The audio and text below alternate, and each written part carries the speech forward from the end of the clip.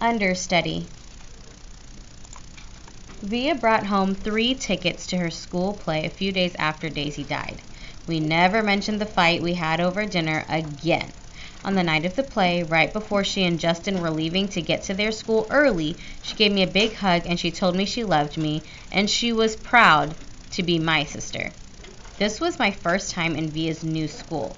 It was much bigger than her old school and 1,000 times bigger than my school.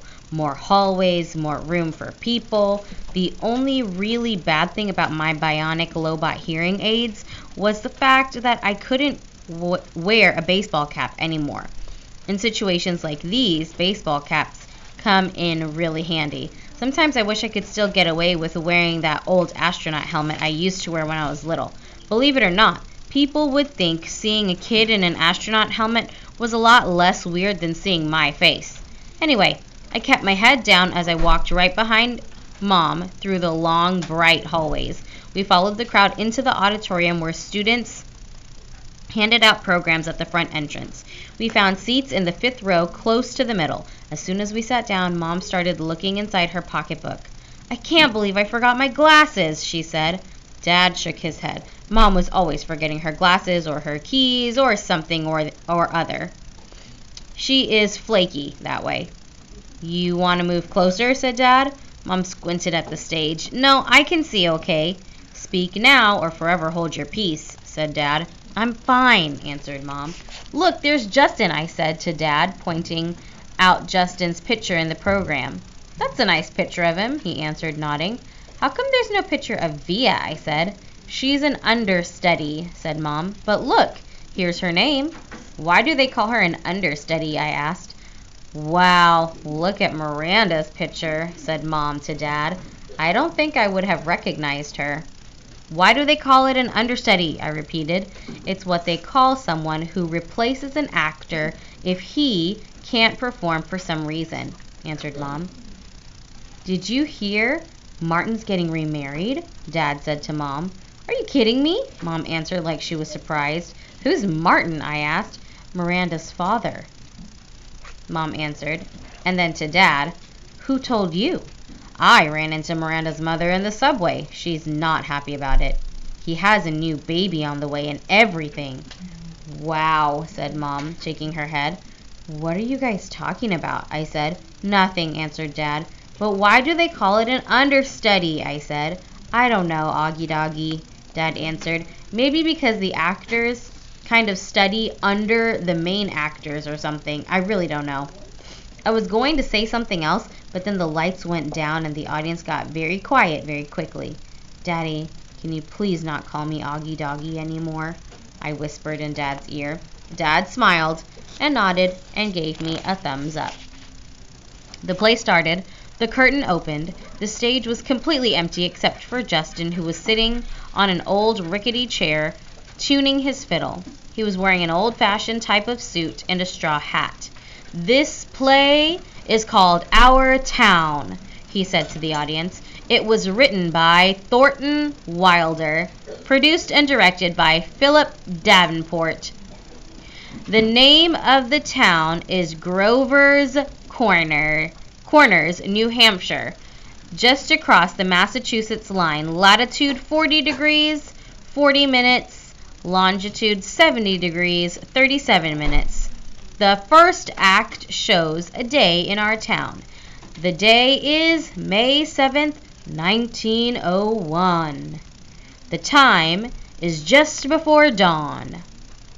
I knew right then and there that I was going to like the play.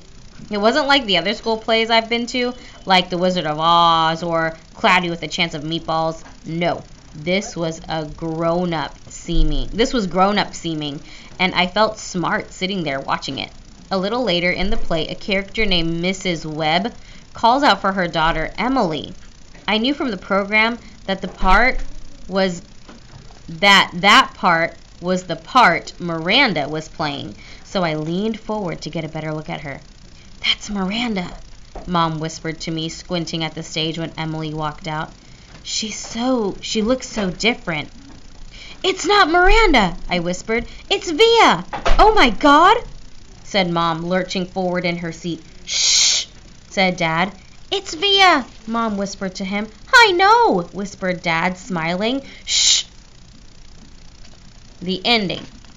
The play was so amazing. I don't want to give away the ending, but it's the kind of ending that makes people in the audience teary. Mom totally lost it when Via, as Emily, said, Goodbye. Goodbye, world. Goodbye, Grover's Corners. Mama and Papa, goodbye to clocks ticking and Mama's sunflowers and food and coffee and new ironed dresses and hot baths and sleeping and waking up. Oh, Earth, you're too wonderful for anybody to realize you. Via was actually crying while she was saying this, like real tears. I could see them rolling down her cheeks. It was totally awesome. After the curtain closed, everyone in the audience started clapping.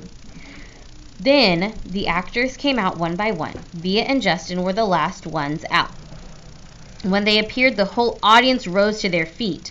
Bravo! I heard Dad yelling through his hands. Why is everybody getting up? I said. It's a standing ovation, said Mom, getting up. So I got up and clapped and clapped. I clapped until my hands hurt. For a second, I imagined how cool it would be to be Via and Justin right then, having all these people standing up and cheering for them.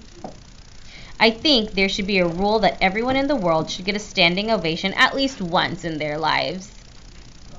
Finally, after I don't know how many minutes, the line of actors on stage stepped back and the curtain closed in front of them.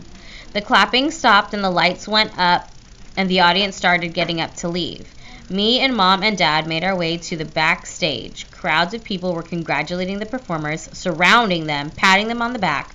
We saw Via and Justin at the center of the crowd, smiling at everyone, laughing and talking. Via! Shouted Dad, waving as he made his way through the crowd. When he got close enough, he hugged her and lifted her off the floor a little. You were amazing, sweetheart. Oh my God, Via. Mom was screaming with excitement. Oh my God, oh my God. She was hugging Via so hard I thought Via would suffocate, but Via was laughing. You were brilliant, said Dad. Brilliant, Mom said, kind of nodding and shaking her head at the same time. And you, Justin, said Dad, shaking Justin's hand and giving him a hug at the same time.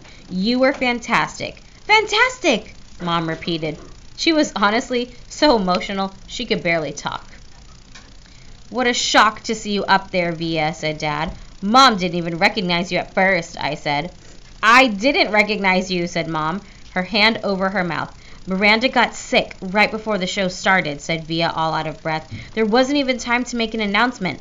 I have to say, she looked kind of strange because she was wearing all this makeup. I'd never seen her like this before. And you just stepped right in there at the last minute, said Dad. Wow.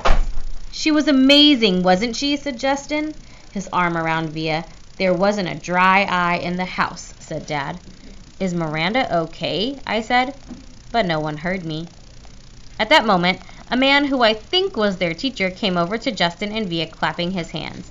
Bravo, bravo, Olivia and Justin. He kissed Via on both cheeks. I flubbed a couple of lines, said Via, shaking her head. But you got through it, said the man, smiling ear to ear. Mr. Davenport, these are my parents, said Via. You must be so proud of your girl, he said, shaking their hands with both his hands. We are.